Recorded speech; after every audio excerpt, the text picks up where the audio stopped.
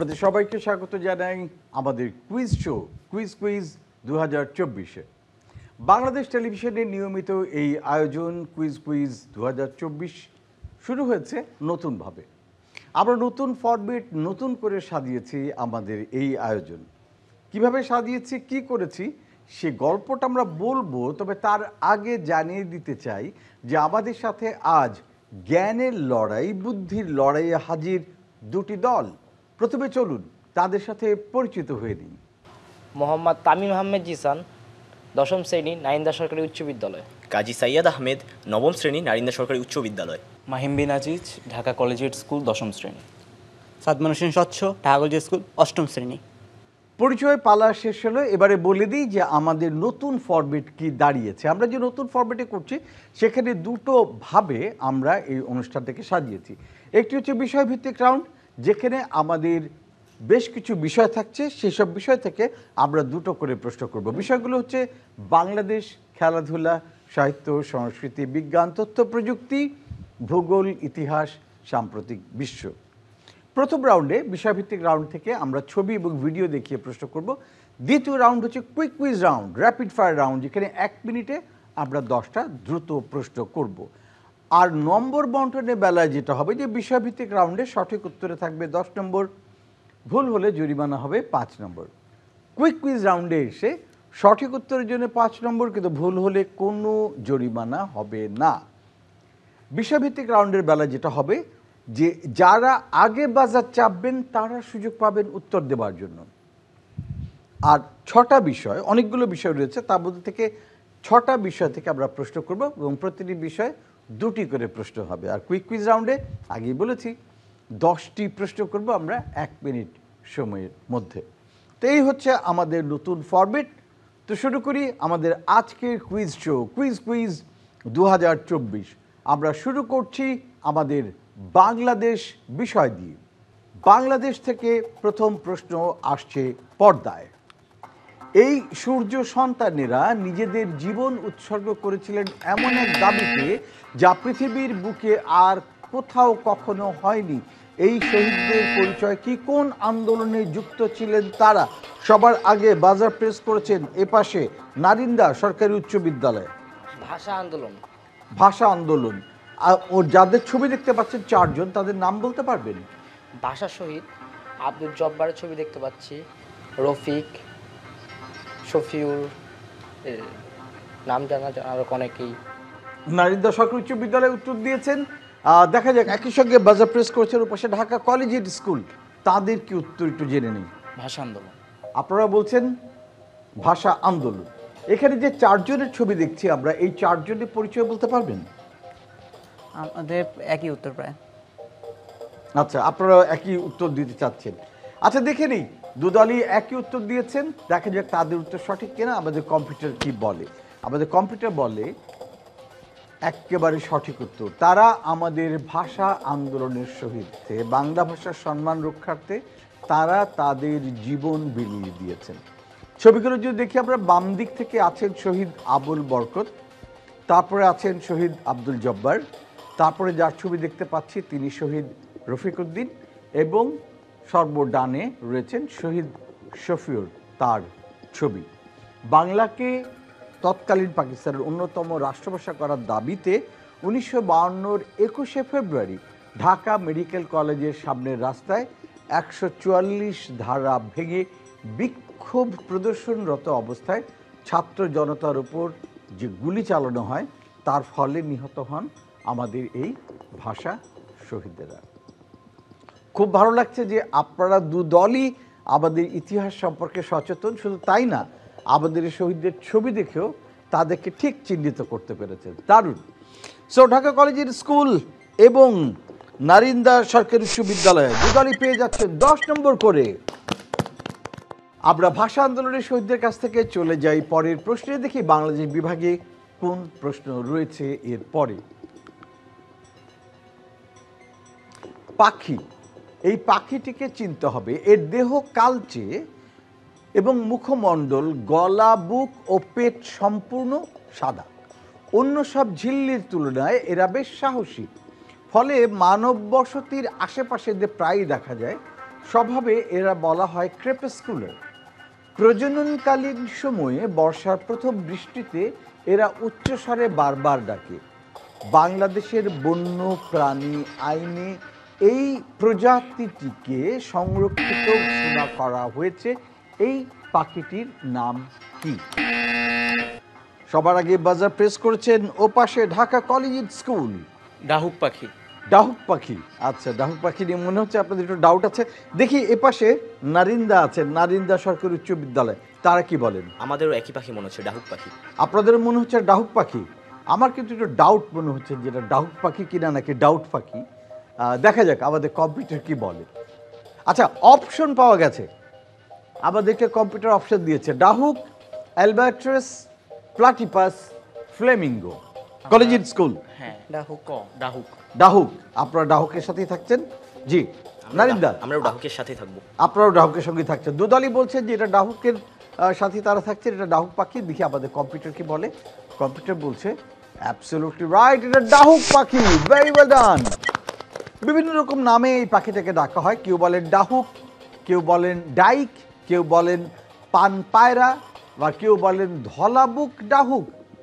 রেলিডি গোত্র বা পরিবারের অন্তর্ভুক্ত আমুরনির্স গণের অন্তর্গত মাঝারি আকৃতির একটি পাখি।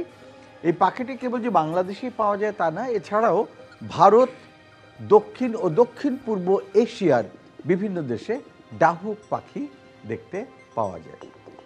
দারুণ, আপনারা পাখি চিনে ফেলছেন একদম ডাহুক পাখি। এটা তো খুবই খুবই আশ্চর্য হলাম। আমি নিশ্চিত ছিলাম যে এটা সঠিক উত্তর আপনারা দিতে পারবেন না, বাট ব্রিলিয়ান্ট। আপনারা পাখি সম্পর্কে আগ্রহী, পাখি সম্পর্কে জানেন, এক্সেলেন্ট।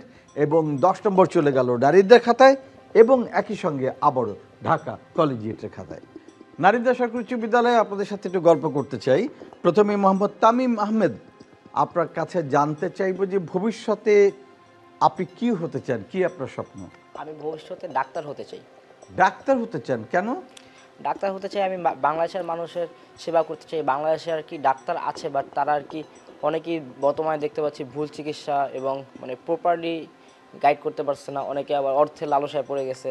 কিন্তু আমি চাই একটা সৎ এবং ভালো ডাক্তার হয়ে বাংলাদেশের মানুষের সেবা করতে। এছাড়া আমার মানে ফ্যামিলি দিক দিয়ে একটা ডাক্তারের ইয়ে আছে, মানে আমার ভাইয়া ইঞ্জিনিয়ার, এই জন্য আমার কি ডাক্তার হওয়ার ইচ্ছা পার্সোনালি আর কি। না সেটা কি বাসা থেকে বলেছে না, না না, ভাই আমার ইচ্ছা। ইঞ্জিনিয়ার তোমাকে ডাক্তার হতে হবে? না না, আমার ইচ্ছা যে আমার কথা ছিল আমার ভাইয়া ডাক্তার হবে, বাট আমি এখন চাচ্ছি ডাক্তার হইতে।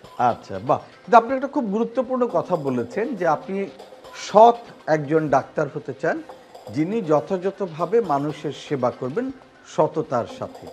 এটা খুবই গুরুত্বপূর্ণ। আমরা যে কোনো পেশাতেই থাকি না কেন, যে কোনো পেশাতেই যাই না কেন, সেখানে যদি সততা না থাকে তাহলে কিন্তু সে পেশায় কখনোই আমরা একটা পর্যায়ে যেতে পারবো না। ওপাশে আছেন কাজী সাইদ আহমেদ। সাইদ, আপনার কি স্বপ্ন? আমার ইচ্ছে হচ্ছে অ্যাস্ট্রোনমি ফিল্ডে কাজ করা ভবিষ্যতে। অ্যাস্ট্রোনমি? জি। আচ্ছা, কি হবে অ্যাস্ট্রোনমি ফিল্ডে কাজ করে? অ্যাস্ট্রোনমি ফিল্ডে আমার কাজ করার শখ হচ্ছে, মানে আমার ছোটোবেলা থেকেই বিভিন্ন টিভি সিরিজ বা কার্টুনে মহাকাশ নিয়ে যখন বিভিন্ন ধরনের এপিসোড দেখাতো আর কি, তো সেগুলার বিভিন্ন কাজ বা দৃশ্যগুলো দেখে অনেক ইন্টারেস্ট লাগতো যে কোনটা কেন হয়ে থাকে বা কিভাবে ঘটে। তো সেখান থেকে আসলে আমার ইন্টারেস্টটা আসে অ্যাস্ট্রোনমির উপর। তো আমার ভবিষ্যতে এটা নিয়ে কাজ করার জন্য এটাই ইচ্ছা যে আমি নিজে কিছু এটা নিয়ে আবিষ্কার করব বা কিছু ডিসকভার করব কেন ঘটে থাকে, এটার জন্যই। তো স্যার, এমনিতে অবসর সময় কি করেন? অবসর সময়ে অনেক কিছুই করা হয়ে থাকে, কিন্তু আমার বেশি পছন্দ হচ্ছে অবসর সময়তে দাবা খেলা। বাহ, খুব ভালো। মানে এছাড়া আর কিছু? তো আপনার দাবা নিয়ে বলছি। দাবা ছাড়া যদি বিকাল টাইমটাতে অবসর হয়ে থাকি তাহলে ফুটবল খেলা, অথবা অন্য যদি রাত টাইমটাতে মাঝে মধ্যে আমি ওই সময় বিভিন্ন ধরনের উপন্যাস থাকে তা পড়ে থাকি। কিন্তু খুব ভালো লাগছে যে আপনি অন্তত এই চর্চাটা অব্যাহত রেখেছেন। জি, আমাদের বিদ্যালয়ে এরকম দাবা প্রতিযোগিতা হয়ে থাকে আমাদের স্কুলের মধ্যে। বাহ, খুব ভালো। অভিনন্দন সাইদ এবং তামিম, আপনাদের দুজনের সাথে গল্প করে খুব ভালো লাগলো। ভেরি ওয়েল ডান। বাংলাদেশ বিভাগ থেকে আমাদের দুটি প্রশ্ন করা হয়ে গেল। এবার চলে যাই আমাদের পরবর্তী বিভাগ, ইতিহাসে। ইতিহাস বিভাগ থেকে আমাদের প্রথম প্রশ্ন আসছে পর্দায়। মেসোপটেমিয়ার দক্ষিণাংশে মানে বর্তমান ইরাকের টাইগ্রিস ও ইউফ্রেটিস নদীর মধ্যবর্তী উর্বর স্থানে এই সভ্যতার গোড়াপত্তন ঘটে। খ্রিস্টপূর্ব 4500 থেকে খ্রিস্টপূর্ব 1900-র মধ্যে পৃথিবীর প্রথম সংঘটিত সভ্যতা হিসেবে গণ্য এই সভ্যতায় চাকা, লাঙল, কুনিফর্ম লেখন পদ্ধতির ব্যবহার দেখা যায়। প্রশ্ন হচ্ছে আমরা কোন সভ্যতার কথা বলছি? Dhaka collegiate, Mesopotamia, Iraq, Tigris, Euphrates, খ্রিস্টপূর্ব 4500 বছর আগের সভ্যতা এটি। আমরা আমাদের ইতিহাস বইতে, স্কুলের ইতিহাস বইতে পড়েছি এই সভ্যতা সম্পর্কে। দুদলই মনে হচ্ছে একটু কনফিউজড। যাই হোক, দেখি আমাদের কম্পিউটার কি বলে। কম্পিউটার বলছে এটি হচ্ছে সুমেরীয় সভ্যতা। সুমেরীয় পশ্চিম এশিয়ার নবপলয়ী পর্যায় থেকে উত্তরণ ঘটিয়ে মেসোপটেমিয়া অঞ্চলে প্রথম যে সভ্যতা গড়ে উঠেছিল সেটাই হচ্ছে সুমেরীয় সভ্যতা। দক্ষিণ মেসোপটেমিয়ার আদি অসেমিটিক বাসীরা তাদেরকে সাধারণত সুমেরিয়ান নামে ডাকা হয়। ব্যাবিলনের সভ্যতা তার পরে উত্থান ঘটে এবং ব্যাবিলনের সভ্যতার উত্থানের সাথে সাথে সুমেরীয় সভ্যতার পতন ঘটে। তখন ব্যাবিলনীয় সভ্যতা অনেক বেশি আপরাইজ করে, আপহোল্ড করে। রাইট, আমাদের ইতিহাসের প্রথম প্রশ্ন চলে গেল। এবারে আসছে দ্বিতীয় প্রশ্ন। দেখি দ্বিতীয় প্রশ্নে আমরা সঠিক উত্তর পাই কিনা। ইতিহাস থেকে দ্বিতীয় প্রশ্ন আসছে পর্দায়। ফ্রান্সের রাজা ছিলেন তখন ষোড়শ লুই। নিম্নমানের অর্থনৈতিক অবস্থা, বল্গাহীন জাতীয় ঋণ, অসম কর আরোপ, সম্রাট লুই 16-র অত্যধিক খরচ, অষ্টাদশ শতাব্দীর বিভিন্ন যুদ্ধের খরচ, বেকারত্বের উচ্চ হার, খাদ্যদ্রব্যের উচ্চ মূল্য এবং বিপ্লবের ঠিক আগের মাসগুলোতে বিরাজমান খাদ্য সংকট, এই সব কিছু ছিল সে সময় ফ্রান্সে। এবং সেই সময়ে এটা অনিবার্য ছিল যে একটা বিপ্লব সংগঠিত হবে এবং বিপ্লব সংগঠিত হয়েছিল। ইতিহাস বিখ্যাত বিপ্লব। প্রশ্ন হচ্ছে আমরা কোন বিপ্লবের কথা বলছি? নারিন্দা সরকারি উচ্চ বিদ্যালয়। ফরাসি বিপ্লব। ফরাসি বিপ্লব। দেখি ফ্রেঞ্চ রেভলিউশন বা ফরাসি বিপ্লব এটা কি না, কারণ এই বিপ্লবের পরপরই কিন্তু বা এই বিপ্লবের ফলেই রাজা ষোড়শ লুই তিনি ক্ষমতা হারান এবং জনগণের ক্ষমতা প্রতিষ্ঠিত হয়। এবং যেটা দেখতে পাচ্ছি একটা দুর্গতে আক্রমণ করা হয়েছে এবং সেই আক্রমণে আগুন জ্বলছে এবং এটি হচ্ছে বাস্তিল দুর্গ বলা হতো, যেখানে রাজা ষোড়শ লুই থাকতেন। তো দেখি আমাদের উত্তর যেটি, এটি হচ্ছে ফরাসি বিপ্লব, এটি সেটি কিনা। অ্যাবসলিউটলি রাইট, ফরাসি বিপ্লব। ভেরি ওয়েল ডান, নারিন্দা সরকারি উচ্চ বিদ্যালয়। 1789 সালের 14 জুলাই ফ্রান্সে প্যারিসের এই কুখ্যাত বাস্তিল দুর্গের পতনের মধ্যে দিয়ে ফরাসি বিপ্লব সংঘটিত হয়। এই বিপ্লব ছিল তদানীন্তন ফ্রান্সের শত শত বছরের নির্যাতিত ও বঞ্চিত সাধারণ মানুষের পুঞ্জীভূত ক্ষোভের বহিঃপ্রকাশ। সে সময় এত খারাপ অবস্থা ছিল অর্থনীতির যে সাধারণ মানুষ রুটি কিনে খেতে পারছিল না, সেই সামর্থ্য তাদের ছিল না। যখন রাজা ষোড়শ লুই শুনলেন যে সাধারণ মানুষ রুটি কিনে খেতে পারছে না, তখন নাকি তিনি বলেছিলেন যে এরা রুটি কিনে খেতে পারছে না তাতে কি, কেক কিনে খেতে বলো। তার মানে বোঝা যাচ্ছে যে রাজা বাস্তব অবস্থা থেকে অনেক দূরে ছিলেন। তার কোনো আইডিয়াই ছিল না যে দেশে কি চলছে, সাধারণ মানুষ কি পরিমাণ কষ্ট পাচ্ছে। তিনি কেক খান বলে তিনি ভেবেছেন যে দেশের মানুষ হয়তো রুটি না খেয়ে কেক খেতে পারে। তো সত্যি সত্যি বলেছিলেন কি এটা জানা যায় না, কিন্তু এ ধরনের একটা কথা ছড়িয়েছিল যে রাজা ষোড়শ লুই বলেছেন যে রুটি না পেলে ওরা তো কেক খেতে পারে, কেক খেতে বলো। অলরাইট, ভেরি ওয়েল ডান নারিন্দা। 10 নম্বর চলে গেল আপনাদের দলের খাতায় এবং ইতিহাস থেকে আমাদের দুটো প্রশ্ন শেষ। এবার দেখি কোন বিভাগ থেকে প্রশ্ন আসছে। এবারে প্রশ্ন আসছে বিজ্ঞান ও প্রযুক্তি বিভাগ থেকে।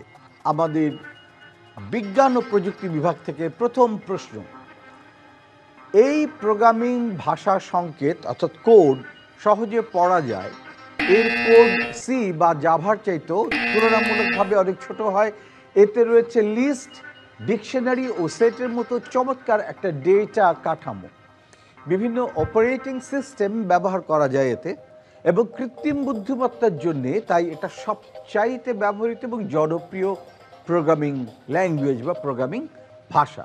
প্রশ্ন হচ্ছে যে আর্টিফিশিয়াল ইন্টেলিজেন্সের ক্ষেত্রে কোন প্রোগ্রামিং ল্যাঙ্গুয়েজ বা কোন প্রোগ্রামিং ভাষা সবচেয়ে বেশি ব্যবহৃত হয় এবং সবচেয়ে জনপ্রিয়? দুদলই একই সঙ্গে বাজার প্রেস করেছে। প্রথমে আসতে চাই ঢাকা কলেজিয়েটের কাছে। Python. Python Python programming language সবচেয়ে জনপ্রিয় আর্টিফিশিয়াল ইন্টেলিজেন্সের ক্ষেত্রে। এটা হচ্ছে আপনাদের উত্তর। আসতে চাই নারিন্দা সরকারি উচ্চ বিদ্যালয়ের কাছে, দেখি তারা অন্য কোনো উত্তর দিতে চান কিনা। আমাদের উত্তর একই, পাইথন। পাইথন প্রোগ্রামিং ল্যাঙ্গুয়েজ যেটা আর্টিফিশিয়াল ইন্টেলিজেন্সের ক্ষেত্রে সবচেয়ে বেশি ব্যবহৃত হয়। আচ্ছা, দেখা যাক তারা দুদলই একই উত্তর দিয়েছেন, আমাদের কম্পিউটারে একই উত্তর দেয় কিনা। কম্পিউটার কি বলছে দেখে আসি। Absolutely right, Python. কৃত্রিম বুদ্ধিমত্তার ক্ষেত্রে পাইথন প্রোগ্রামিং ভাষা ব্যবহার করে কৃত্রিম বুদ্ধিমত্তা সম্পর্কিত বিভিন্ন অ্যাপ্লিকেশন তৈরি করা এবং সেটা বাস্তবায়ন করা হয়। পাইথন একটা খুবই জনপ্রিয় এবং সহজে ব্যবহারযোগ্য ভাষা, যে এআই এর যে মেশিন লার্নিং প্রকল্পের জন্য এটাকে একটা স্ট্যান্ডার্ড ধরা হয়। এবং পাইথনের সবচেয়ে যেটি ইন্টারেস্টিং ব্যাপার হচ্ছে পাইথন ল্যাঙ্গুয়েজে রয়েছে একটা খুবই শক্তিশালী লাইব্রেরি, এটা ফ্রেমওয়ার্ক রয়েছে, যেটা এআই যে প্রজেক্টগুলো করা হয় সেটার জন্য এটা খুবই সহায়ক। সো খুব সহজ হওয়ায় সবাই এখন পাইথন কোডিংয়ের দিকে ঝুঁকছে। অলরাইট, দুদলই দারুণ উত্তর দিয়েছেন। দুদলই পেয়ে যাচ্ছে 10 নম্বর করে। আর্টিফিশিয়াল ইন্টেলিজেন্সের পর দেখি আমাদের কোন বিষয়ে প্রশ্ন আছে। পরের প্রশ্ন, এই লার্নিং আমরা দেখতে পাচ্ছি একটি স্ট্রাকচার। এটা বলা হচ্ছে যে এটি এক ধরনের লার্নিং, এবং এই লার্নিং এমন এক ধরনের মেশিন লার্নিং যা ডেটা থেকে শেখার জন্যে কৃত্রিম নিউরাল নেটওয়ার্ক, ব্রেইন থেকে যে নিউরোলজি কানেকশনসগুলো আমাদের হাতে পায়ে সব অঙ্গে যাচ্ছে, ব্রেইন থেকে সিগন্যাল যায়, আমার ব্রেইন সিগন্যাল দিচ্ছে হাতটা নাড়াও, আমি হাত নাড়াচ্ছি, আঙুল নাড়াচ্ছি। এটা দিতে পারছি কারণ আমার ব্রেইন নিউরো সিগন্যাল পাঠাচ্ছে নিউরোলজিক্যালি। প্রশ্ন হচ্ছে যে লার্নিংয়ের কথা বলছি, এই লার্নিংটা কৃত্রিম বুদ্ধিমত্তার কোন শাখা? সবার আগে এ পাশে Dhaka collegiate school. Deep learning. Deep learning.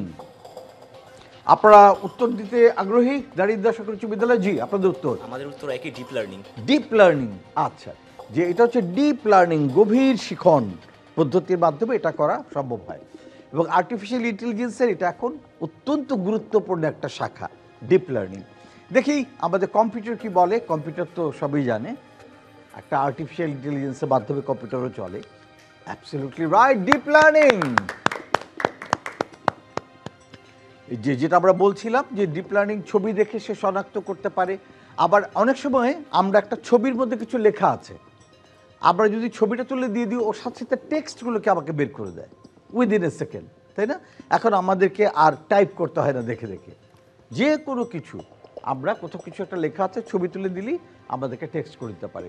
Chatbot তৈরি করতে পারে, যে নিজের যে কথা বলতে পারে, স্প্যাম ফিল্টার তৈরি করতে পারে, অনেক কিছু পারে, text to image, Google translate, এসব অ্যাপের মতন কাজগুলো করে হচ্ছে ডিপ লার্নিংয়ের মাধ্যমে। এবং ভেরি ওয়েল ডান। সো ঢাকা কলেজিয়েট স্কুল এবং নারিন্দা সরকারি উচ্চ বিদ্যালয় দুদলই পেয়ে গেলেন 10 নম্বর করে। আবারও আমাদের পরের বিষয় হচ্ছে সাহিত্য ও সংস্কৃতি। সাহিত্য সংস্কৃতিকে প্রথম প্রশ্ন, আমরা একটা ছবি দেখতে পাচ্ছি, ছবিতে দুজন বিখ্যাত সাহিত্যিক আছে। ডান দিকে দেখতে পাচ্ছি জনপ্রিয় কথা সাহিত্যিক হুমায়ুন আহমেদ দুহাত দিয়ে জড়িয়ে রেখেছেন অপর একজন সব্যসাচী কথা সাহিত্যিকের হাত। ছবিতে আমরা দেখতে পাচ্ছি আমাদের খুব জনপ্রিয় কথা সাহিত্যিক হুমায়ুন আহমেদকে। তিনি তার দুহাত দিয়ে শক্ত করে জড়িয়ে ধরেছেন আমাদের আরেক প্রিয় সব্যসাচী কথা সাহিত্যিকের হাত। প্রশ্ন হচ্ছে সাহিত্যিক হুমায়ুন আহমেদের সাথে কাকে দেখা যাচ্ছে, কার হাত হুমায়ুন আহমেদ ধরে রেখেছেন? বাজার প্রেস করেছেন ঢাকা কলেজিয়েট স্কুল। শামসুল হক। শামসুল হক। দেখি আপনাদের উত্তর শামসুল হক সঠিক কিনা। উত্তর সঠিক হলে 10 নম্বর, কিন্তু ভুল হলে জরিমানা 5 নম্বর, হয়তো জরিমানা হয়ে যেতে পারে। অ্যাবসলিউটলি রাইট, সৈয়দ শামসুল হক। যে সাহিত্যিককে দেখতে পাচ্ছি আমরা, তিনি হচ্ছেন সৈয়দ শামসুল হক। মাত্র 31 বছর বয়সে 1966 সালে তিনি বাংলা একাডেমি পুরস্কার লাভ করেছিলেন বাংলা সাহিত্যে তার অবদানের জন্য। 1984 সালে তিনি 21শে পদক লাভ করেন। 2000 সালে স্বাধীনতা পুরস্কার লাভ করেন সাহিত্যে অসাধারণ কাজ করবার জন্য। এবং অত্যন্ত বেদনাদায়ক ব্যাপার হচ্ছে, আমরা এই দুই অসাধারণ গুণী মানুষকে হারিয়েছি। তারা দুজনই ক্যান্সার আক্রান্ত হয়ে মৃত্যুবরণ করেছেন। ভেরি ওয়েল ডান, দারুণ। ঢাকা কলেজিয়েট আপনারা একেবারে সঠিক উত্তর দিয়েছেন এবং পেয়ে যাচ্ছেন 10 নম্বর। সাহিত্য বিভাগে আমরা চলে যাব পরের প্রশ্নে, দেখি কি অপেক্ষা করছে আমাদের জন্য। পরের প্রশ্ন আসছে পর্দায়। এই আমেরিকান লেখক টম সয়ার এবং হ্যাকলবেরি ফিন এই উপন্যাস দুটির জন্য বিখ্যাত। শিশুদের জন্য এবং সমাজের নৈতিক দিক বাস্তবতা নিয়ে লেখা এই বিখ্যাত দুটি উপন্যাস, টম সয়ার এবং হ্যাকলবেরি ফিন, অসাধারণ। এবং বিশ্ব ক্লাসিক সাহিত্য বলতে যেসব সাহিত্যকে বোঝায় তার মধ্যে এই টম সয়ার এবং হ্যাকলবেরি ফিন অন্যতম। প্রশ্ন হচ্ছে, কোন আমেরিকান লেখক এই বিখ্যাত উপন্যাস দুটো লিখেছেন? টম সয়ার এবং হ্যাকলবেরি ফিন। দুদল কারো কাছ থেকে খুব একটা সাড়া পাচ্ছি না, দেখা যাক। না, পাচ্ছি না। আমরা চলে যাই আমাদের কম্পিউটারের কাছে, দেখি কম্পিউটার কি বলে। কম্পিউটার বলছে তিনি হচ্ছেন মার্ক টুয়েন। মার্ক টুয়েন, তার জন্ম 30 নভেম্বর 1825 এবং মৃত্যু 21 এপ্রিল 1910। তাকে বলা হয় আমেরিকান সাহিত্যিক এবং তার কাজগুলোর মধ্যে তিনি সমাজের যে অসঙ্গতি এবং শিশুর জগৎ, মনোজগৎ নিয়ে তার যে গভীর দৃষ্টিভঙ্গি সেটা ফুটে উঠেছে তার এই দুই উপন্যাসে। Mark Twain. সাহিত্য বিভাগ থেকে দুটো প্রশ্ন পেয়ে গেলাম। চলে যাই আমাদের পরের বিভাগে। পরের বিভাগ হচ্ছে ভূগোল। আমাদের প্রশ্ন আসছে এবার ভূগোল থেকে। ভূগোল থেকে প্রথম প্রশ্ন আসছে পর্দায়। ছবিতে আমরা দেখতে পাচ্ছি একটি স্যাটেলাইট চিত্র। রাশিয়া, কাজাখস্তান, তুর্কমেনিস্তান, ইরান এবং আজারবাইজান দ্বারা সীমাবদ্ধ এটি পৃথিবীর বৃহত্তম অভ্যন্তরীণ জলাশয়। এটি একটি, এই যে সবুজ পানিটা দেখছি, এটা জলাশয়।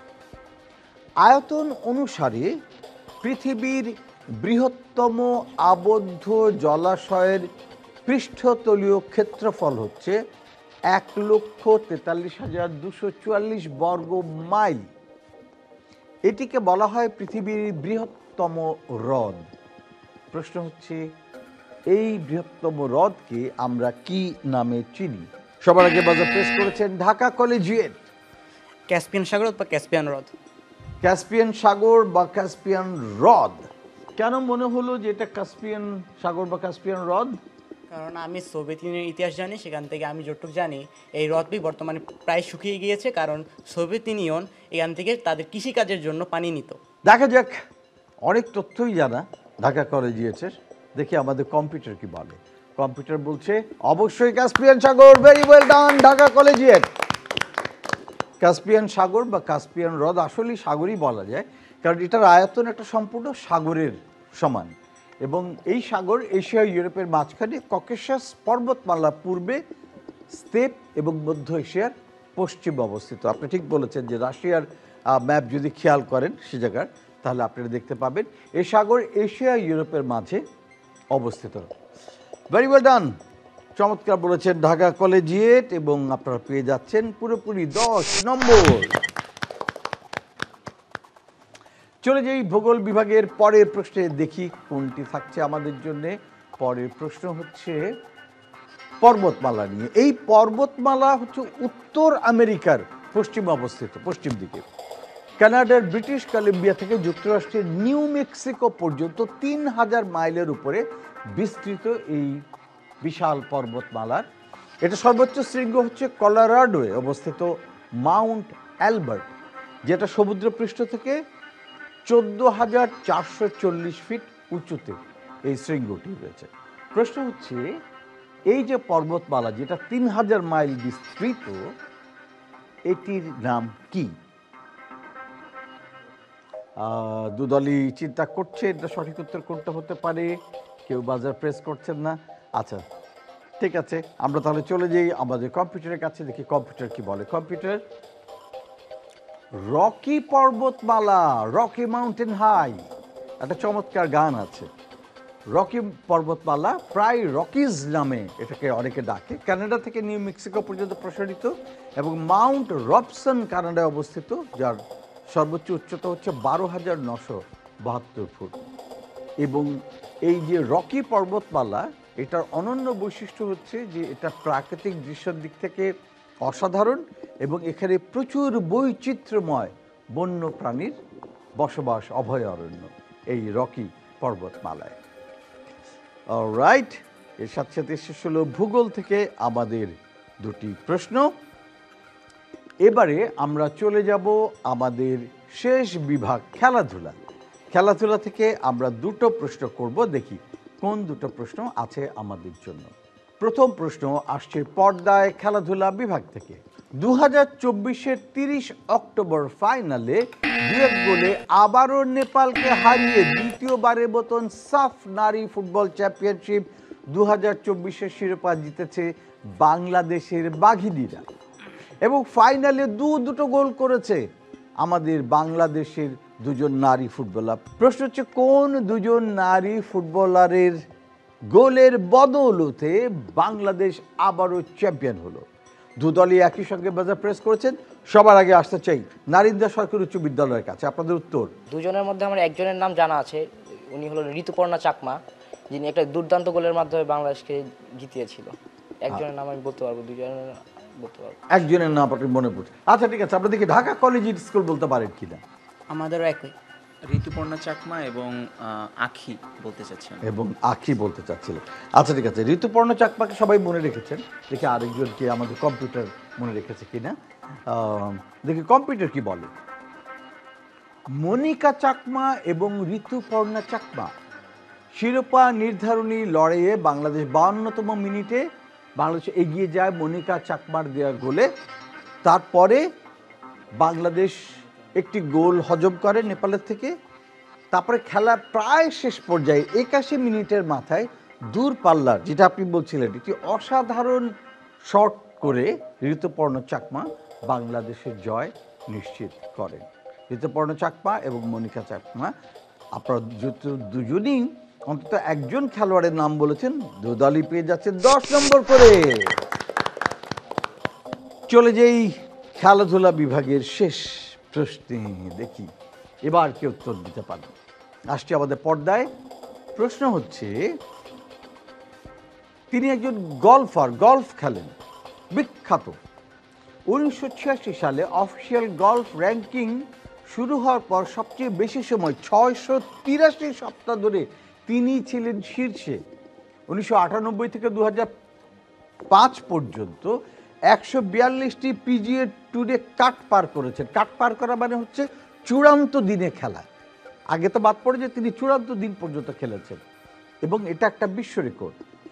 গলফের কথা বললেই এই খেলোয়াড়ের নাম আসে, গলফ এবং তার নাম যেন একসঙ্গে জড়িত। বাজার প্রেস করেছেন এ পাশে ঢাকা কলেজিয়েট স্কুল, আপনাদের উত্তর। Tiger Woods. Tiger Woods. Narinda সরকারি উচ্চ বিদ্যালয় তারা বাজার প্রেস করছেন। আপনারা কি অন্য কোনো নাম বলতে চান? আমাদের উত্তরটি একই, তার নাম হচ্ছে টাইগার উডস। টাইগার উডস আপনারা বলছেন। আচ্ছা দেখা যাক যে এই ভদ্রলোক টাইগার উডস কিনা। আমাদের কম্পিউটার কি বলে? আমাদের কম্পিউটার বলছে absolutely right, tiger Woods. American golfer তিনি। 1996 সালে স্পোর্টস ইলাস্ট্রেটেড, যেটা খেলাধুলা সংক্রান্ত সবচেয়ে নামী বিখ্যাত পত্রিকা, সেই স্পোর্টস ইলাস্ট্রেটেড তাদের বর্ষসেরা খেলোয়াড় হিসেবে ঘোষণা করে টাইগার উডসকে, এবং তার পিজিএ শিরোপা সংখ্যা হচ্ছে 80টি। এটি সর্বকালের দ্বিতীয় সেরা। টাইগার উডস, এবং যখনই কেউ গল্ফের কথা বলে সাথে সাথে মাথার মধ্যে চলে আসে টাইগার উডসের কথা। ঢাকা কলেজিয়েট স্কুল, আপনাদের সাথে একটু গল্প করতে চাই, জেনে নিতে চাই আপনাদের ইচ্ছের কথা, ভবিষ্যতের কথা। প্রথমে মাহিম বিন আজিজ, আপনি কি হতে চান বড় হয়ে? আমি অ্যারোনটিক্যাল ইঞ্জিনিয়ার হতে চাই। অ্যারোনটিক্যাল ইঞ্জিনিয়ার, আচ্ছা অ্যারোনটিক্সের দিকে আপনার শখ গেল কেন? বিষয়টা আমার খুবই পছন্দনীয় এবং আমার খুবই শখের একটা বিষয়। তাই কি দেখে বা কি কারণে এই শখটা হলো? বিমান, আচ্ছা তারপরে মহাকাশযান, আচ্ছা। এসব নিয়ে আমার কি একটু শখ বেশি। বাহ, তো এই অ্যারোনটিক্যাল ইঞ্জিনিয়ারিং পড়ে কি হবে? অ্যারোনটিক্যাল ইঞ্জিনিয়ারের কয়েকটা সেক্টর আছে, আমি এটার মধ্যে বিমানের যে সেক্টরটা আছে এভিয়েশন, এই সেক্টরটায় যেতে চাই। এভিয়েশন সেক্টরে কাজ করতে চান, বাহ চমৎকার। আমাদের ওপাশে রয়েছেন অষ্টম শ্রেণীর ছাত্র সাদমান হোসেন স্বচ্ছ। তো স্বচ্ছ, আপনার কাছে জানতে চাই যে আপনার কি স্বপ্ন? আমি বড় হয়ে একজন আর্মি অফিসার হতে চাই। Army officer? আপনার পরিবারের লোকজন বা সবাই, আপনার বাবা আর্মিতে কাজ করছেন এরকম কিছু? এরকম কিছু না, কিন্তু আমি বর্তমানে একজন বিএনসিসি ক্যাডেট, এই কারণে আমার সেখান থেকে আগ্রহ এসেছে ডিসিপ্লিন অথবা প্যারেড ইত্যাদির ক্ষেত্রে। আচ্ছা, তো এরকম আপনার কি মনে হয় যে বাংলাদেশ আর্মিতে যোগ দিয়ে আপনি দেশের জন্য কি করতে পারবেন? আমি অবশ্যই সর্বপ্রথম দেশে সার্বভৌমত্ব রক্ষা করার চেষ্টা করব, এছাড়াও বিভিন্ন আইন শৃঙ্খলার কাজে আমার সর্বোচ্চ দেওয়ার চেষ্টা করব। আপনি বিএনসিসি করছেন, কবে থেকে বিএনসিসি করছেন? আমি গত বছর থেকে। আচ্ছা, কি হয় বিএনসিসিতে আমাকে যদি একটু বলেন, এখানে কি ধরনের কার্যক্রম হয়, কি হয়, কি লাভ করলে? বিএনসিসিতে সর্বপ্রথমে আমাদের ডিসিপ্লিন গঠন করার চেষ্টা করে, যেমন আমাদের যারা সিনিয়র রয়েছেন তাদেরকে আমাদের প্রথমেই স্যার বলে সম্বোধন করতে হয়। এছাড়াও আমাদের একটা নিয়মানুবর্ততা রয়েছে, অর্থাৎ আমাদের সব কিছু সময় মতো করতে হয়, নাহলে আমাদের দেখা যায় মাঝে মাঝে শাস্তি দিয়েও ওটা ঠিক করে থাকেন। তারপর আমাদের টিম ওয়ার্ক সম্পর্কে শেখানো হয়, যে কীভাবে এক দল প্যারেডের সাথে কীভাবে প্যারেড করতে হয়, অথবা সেখানে ভুল করলে আমাদের কীভাবে মিলাবো ইত্যাদি। আরে বাহ, খুব ভালো, অনেক ধন্যবাদ। ঢাকা কলেজিয়েট স্কুল, দারুণ লাগলো আপনাদের সঙ্গে গল্প করে। বিষয়ভিত্তিক রাউন্ড শেষ হয়ে গেল, এখন যে রাউন্ড শুরু হবে সেটি হচ্ছে quick quiz round. Quick quiz, 1 মিনিটে 10টি প্রশ্ন, প্রতিটি সঠিক উত্তরের জন্য থাকবে 5 নম্বর, ভুল হলে কোনো নম্বর কাটা যাবে না। আর প্রথমেই সুযোগ পাচ্ছে নারিন্দা সরকারি উচ্চ বিদ্যালয়। নারিন্দা, রেডি আপনারা? আপনাদের 1 মিনিট সময় শুরু হচ্ছে এখন। HTML এর পূর্ণ রূপ কি? স্কিপ। প্রথম পদার্থবিজ্ঞানী হিসাবে কোন বিজ্ঞানী পরিচিত? গ্রিকের। স্কিপ। ইউরোপের সবচেয়ে বড় দেশ কোনটি? ইউরোপের বাংলাদেশে ভোটাধিকার পেতে বয়স কত হতে হয়? 18। মানব দেহে ডিএনএ কোথায় থাকে? নিউক্লিয়াসের ক্রোমোজোমে। বাংলাদেশের জাতীয় সংসদে কতগুলো আসন রয়েছে? 300টি এবং সংরক্ষিত 50টি। মোনালিসা চিত্রকর্মটি Leonardo da Vinci. Leonardo da Vinci. FIFA বিশ্বকাপ ফুটবলে ব্রাজিল চাঁদের পৃষ্ঠে অবতরণকারী নীল আর্মস্ট্রং। বায়ুমণ্ডলের প্রধান উপাদান? নাইট্রোজেন। HTML এর পূর্ণ রূপ? স্কিপ। ইয়েস, এর সাথে সাথে 1 মিনিট সময় শেষ হয়ে গেল। দেখে নিই কোন কোন প্রশ্নের উত্তর আমরা সঠিক পেলাম। HTML এর পুরো অর্থ হচ্ছে হাইপার টেক্সট মার্কআপ ল্যাঙ্গুয়েজ। প্রথম পদার্থবিজ্ঞানী হিসেবে পরিচিত গ্যালিলিও ইউরোপের সবচেয়ে বড় দেশ। রাশিয়া ভোটাধিকার পেতে হলে কমপক্ষে 18 বছর বয়স হতে হবে। মানবদেহে ডিএনএ থাকে কোষের নিউক্লিয়াসে। বাংলাদেশের জাতীয় সংসদে 300টি আসন। মোনালিসা আঁকেন লিওনার্দো দা ভিঞ্চি। ফিফা সবচেয়ে বেশি জয়লাভকারী দেশ হচ্ছে ব্রাজিল। চাঁদের পৃষ্ঠে প্রথম অবতরণকারী মানুষ হচ্ছে নীল আর্মস্ট্রং। বায়ুমণ্ডলের প্রধান উপাদান নাইট্রোজেন। 9টি প্রশ্নের উত্তর সঠিক পেয়েছি। অতএব নারিন্দা সরকারি উচ্চ বিদ্যালয়ে আপনারা পেয়ে যাচ্ছেন 45 নম্বর। অভিনন্দন, ভেরি ভেরি ওয়েল ডান। এবারে পালা ঢাকা কলেজিয়েট স্কুলে। ঢাকা কলেজিয়েট স্কুল, আপনাদের জন্য 1 মিনিট সময় বরাদ্দ। 1 মিনিটে আমরা করব 10টি প্রশ্ন, প্রতিটি সঠিক উত্তরের জন্য 5 নম্বর। রেডি? আপনাদের 1 মিনিট সময়ের জন্য, আপনাদের 1 মিনিট সময় শুরু হচ্ছে এখন। দক্ষিণ আমেরিকার সবচেয়ে বড় দেশ কোনটি? Brazil. Old man and the sea বইটির লেখক কে? জীবাণু থেকে রোগ সৃষ্টি হয় কারণটা কি? মানে জীবাণু থেকে রোগ সৃষ্টি হয় কেন, কি কারণে হয়? উইন্ডোজ, লিনাক্স, এগুলো কি? Operating system. উইনস্টন চার্চিল কোন দেশের প্রধানমন্ত্রী ছিলেন? যুক্তরাজ্য। হিলিয়ামের HE HE মানবদেহের কোন অঙ্গ রক্ত উৎপাদন করে? মানবদেহের কোন তাজমহল কোন? আগ্রা। যুক্তরাষ্ট্রের রাজধানী কোন শহরে? Washington DC. Washington DC. Banalata Sen কবিতাটি কার লেখা? স্কিপ। বনলতা সেন। দক্ষিণ আমেরিকার সবচেয়ে বড় দেশ বলেছেন। ওরবান অ্যান্ড দ্য সি বইটির লেখক কে? জীবাণু থেকে কেন রোগ সৃষ্টি হয়? কিসের ফলে রোগ সৃষ্টি হয় জীবাণু থেকে? বনলতা সেন কবিতাটি কে লিখেছে? জি, হার্ট। হাড়। এই সাথে সাথে শেষ হয়ে গেল 1 মিনিট সময়। দেখে নিই কোন কোন প্রশ্নের সঠিক উত্তর আমরা পেয়েছি। দক্ষিণ আমেরিকার সবচেয়ে বড় দেশ হচ্ছে ব্রাজিল, সঠিক বলেছেন। ওরম্যান অ্যান্ড দ্য সি এই বইটি লিখেছেন আর্নেস্ট হেমিংওয়ে। জীবাণু থেকে রোগ সৃষ্টি হয় হচ্ছে সংক্রমণ, ইনফেকশন, ঠিক আছে। Windows Linux computer operating system, একেবারে সঠিক বলেছেন। উইনস্টন চার্চিল যুক্তরাজ্যের প্রধানমন্ত্রী ছিলেন, সঠিক উত্তর। হিলিয়ামের রাসায়নিক প্রতীক HE, সঠিক। মানবদেহের কোন অঙ্গ রক্ত উৎপাদন করে? হাড় বলেছেন, একই কথা। অস্থিমজ্জা।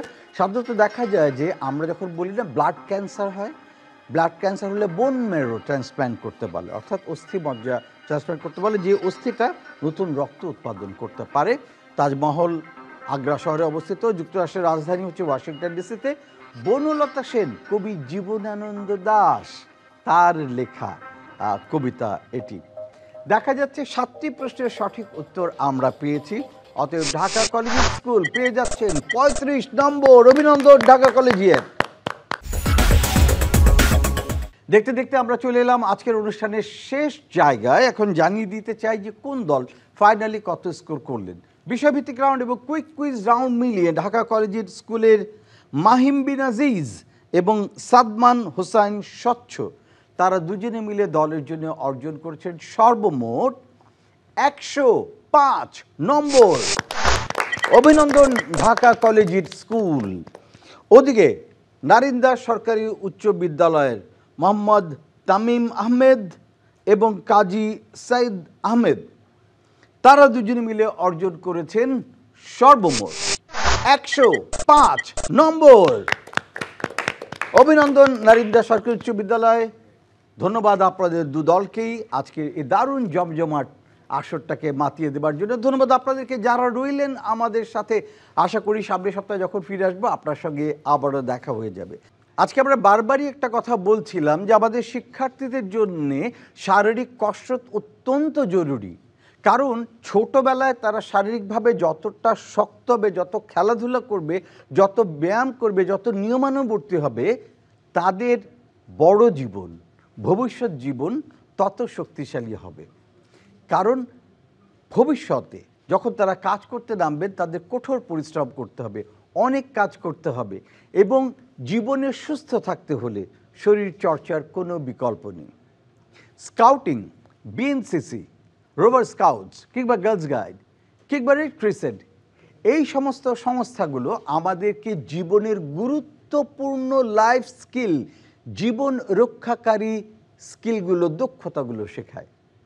আমাদের বাচ্চাদেরকে দক্ষ করে তুলুন, কারণ আগামীর দিনে তাদের সবাইকে একা একা চলতে হবে এবং একা চলতে হলে এই দক্ষতাগুলো অবশ্যই অর্জন করতে হবে এবং যারা এই দক্ষতা অর্জন করবে তারা বাকি সবার চাইতে অনেক দূর এগিয়ে থাকবে।